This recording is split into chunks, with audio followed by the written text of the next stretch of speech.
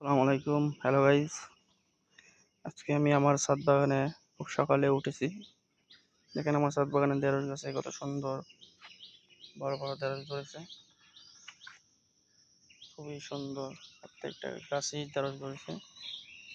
দেখেন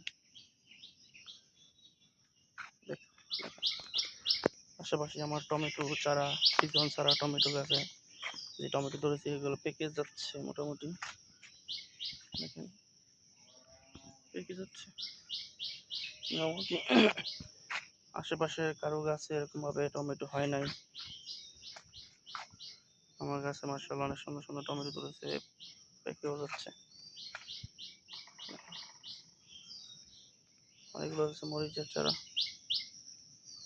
মরিচের চারা প্রত্যেকটা গাছে মরিচ ধরেছে।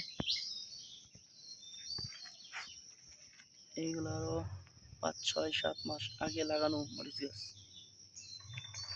মাশাআল্লাহ।